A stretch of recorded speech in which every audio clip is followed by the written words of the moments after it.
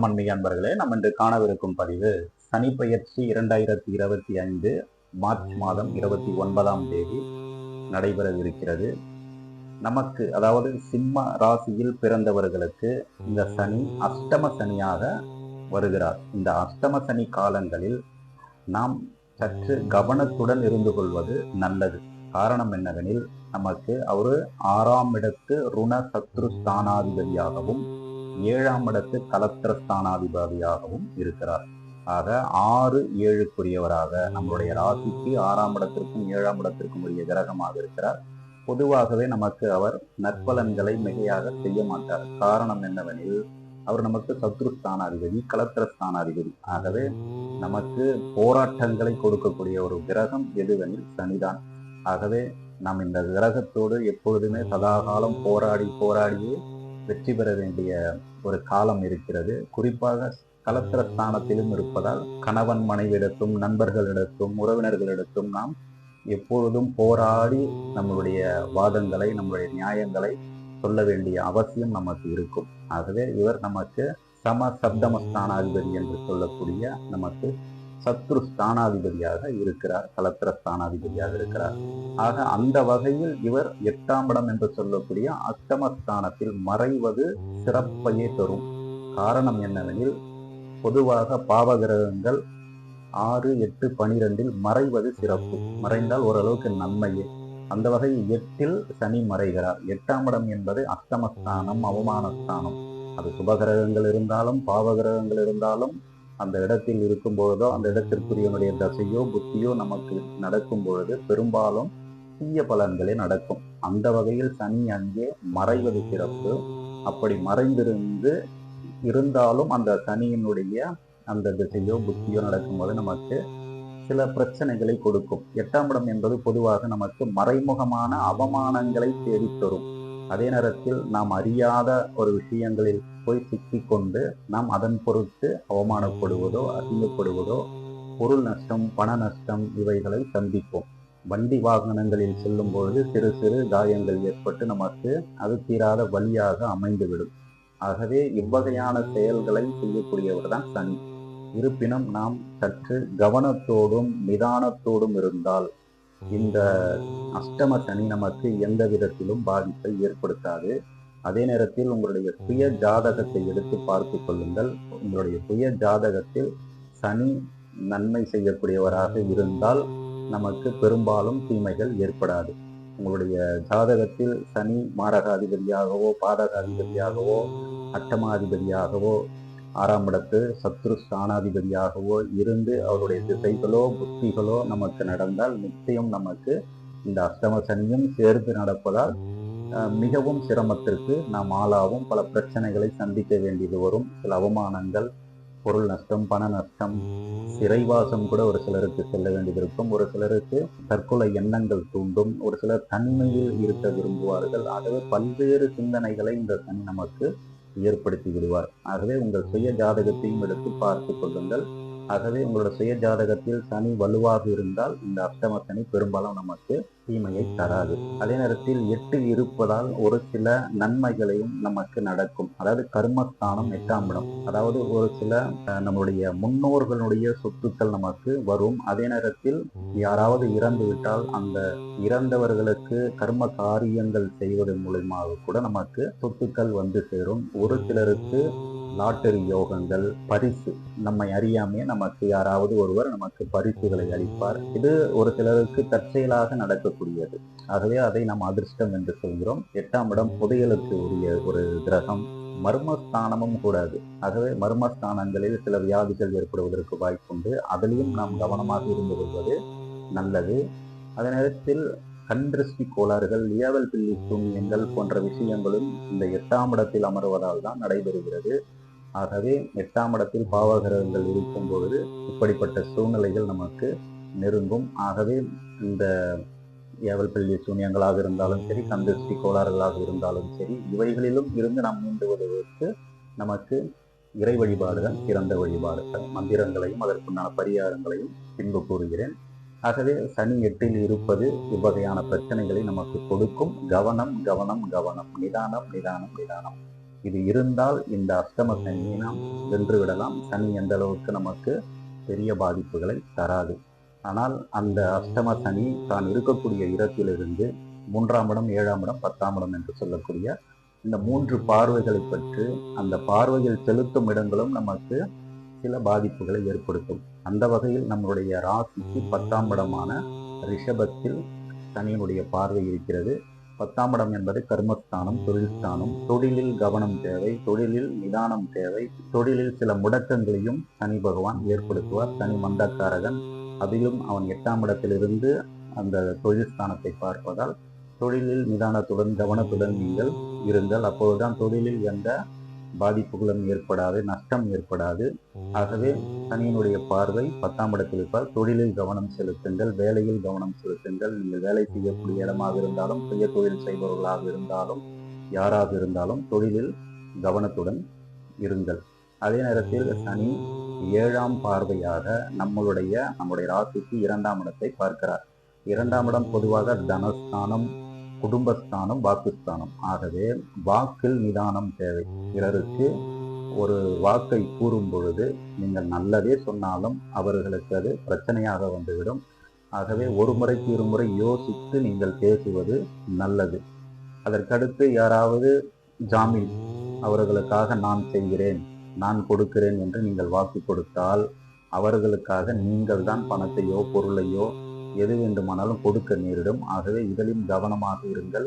குடும்பத்திலும் நீங்கள் உங்களுடைய கோபதாபங்களை குறைத்து கொண்டு நீங்கள் உங்களுடைய வாக்கை சரியாக பயன்படுத்துங்கள். அதற்கடுத்து தனம் என்று சொல்லக்கூடிய பொருளாதார ரீதியாகவும் சில பிரச்சனைகள் ஏற்படும்.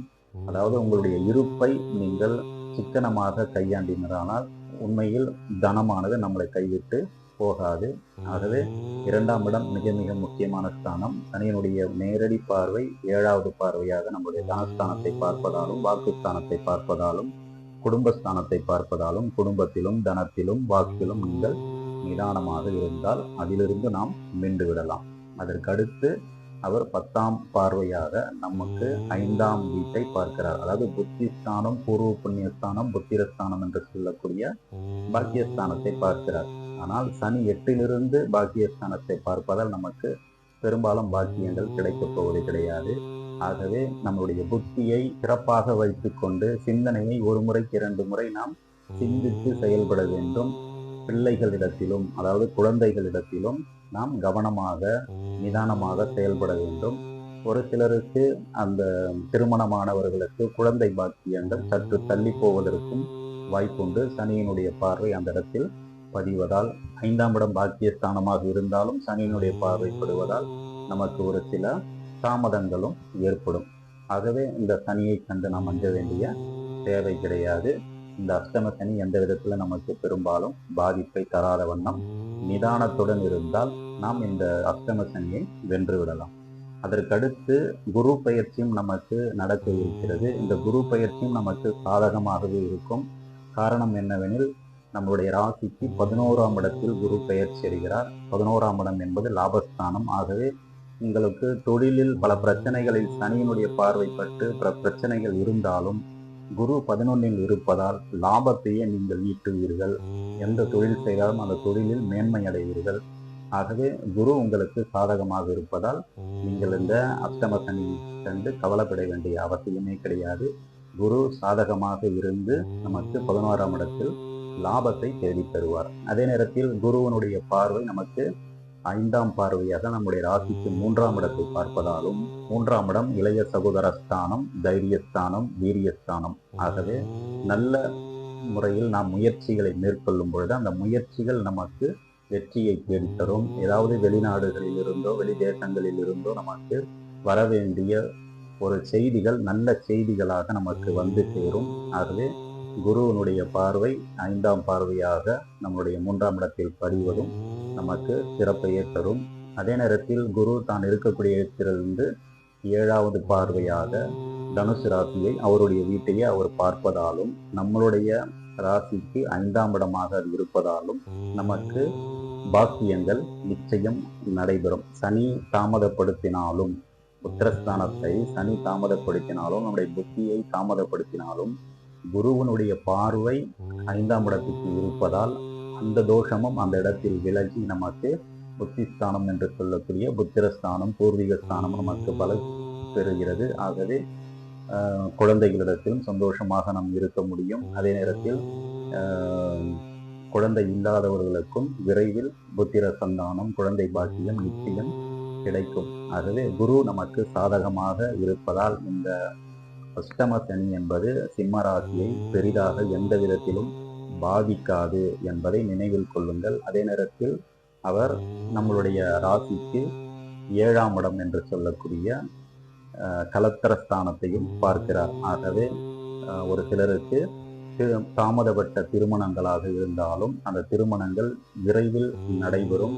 ஒரு சிலர் இந்த கண்டக சனியால் பிரிந்திருந்தாலும், கணவன் மனைவி பிரிந்திருந்தாலும், காதலன் காதலி பிரிந்திருந்தாலும், அல்லது கூட்டு தொழில் செய்பவர்கள் பிரிந்திருந்தாலும், இந்த குருவனுடைய பயிற்சி, இந்த குருவனுடைய பார்வையினால் பிரிந்தவர்கள் ஒன்று சேர்வார்கள். விவாகரத்து வேண்டும் என்று கேட்டவர்கள் கூட ஒன்று சேரக்கூடிய வாய்ப்புகள் இருக்கிறது. ஆகவே குரு உங்களுக்கு மிக மிக சாதகமாக இருப்பதால் சனியை கண்டு அஞ்ச வேண்டிய அவசியமும் கிடையாது.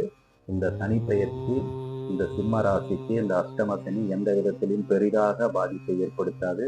குறைந்தபட்சம் ஒரு வருட காலங்கள் நிச்சயம் நல்ல பலன்களையே இந்த குரு நமக்கு நிச்சயம் தருவார். ஆகவே இந்த அஷ்டம சனியை கண்டு கவலை கொள்ளாதீர்கள். அடுத்து நாம் செய்ய வேண்டியது என்னவெனில், சனி எந்த இடத்திலிருந்து நமக்கு என்ன பலன்களை கொடுத்தாலும் சனிக்குண்டான சாப விமோசன மந்திரங்களை கூறி அவரை வழிபாடு செய்வது மிக மிக சிறப்பு.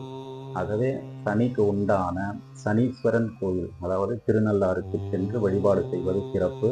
அல்லது உங்கள் அருகாமையிலே இருக்கக்கூடிய கோவில்களுக்கு சென்று சனீஸ்வரனை வழிபாடு செய்வது சிறப்பு. சனிக்கு 9 விளக்குகள், நெல்லெண்ணெயில் தீபம் இட்டு 9 விளக்குகள் ஏற்றி சனிக்கிழமை தோறும் வழிபாடு செய்யலாம். அல்லது சனிக்குண்டான மந்திரமான ஓம் ஸ்ரீ ரூம் ரூம் சனீஸ்வராய நமக என்ற இந்த மந்திரத்தை காலையில் எழுந்து சனிக்கிழமை தோறும் சொல்லலாம். அல்லது தினம்தோறும் கூட நீங்கள் காலையில் எழுந்து மலஜலோபாதைகளை கழித்துவிட்டு ஓம் ஸ்ரீ ரூம் ரூம் சனீஸ்வராய நமக என்று ஒரு 108 முறை ஒரு நல்லெண்ணெய் விளக்கு ஏற்றி வைத்துவிட்டு சனீஸ்வரனை வழிபாடு செய்யலாம்.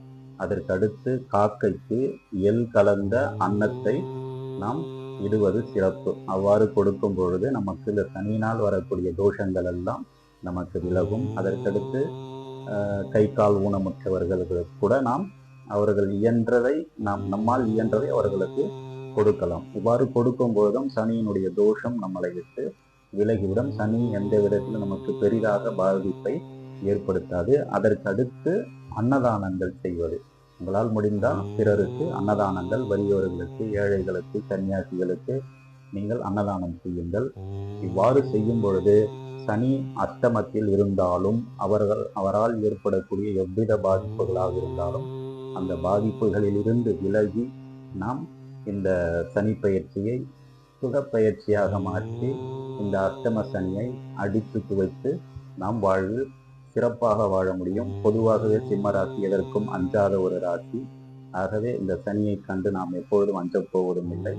ஆகவே இவைகளை மனதில் எண்ணி நீங்கள் செயல்பட்டால் இந்த அஷ்டம சனி உங்களுக்கு நல்ல சனியாகவே அமையும் என்பதை கூறி மீண்டும் அடுத்தது ஒரு நல்ல பதிவில் உங்களுடன் சந்திக்கிறேன். நன்றி, வணக்கம், வாழ்க வளமுடன்.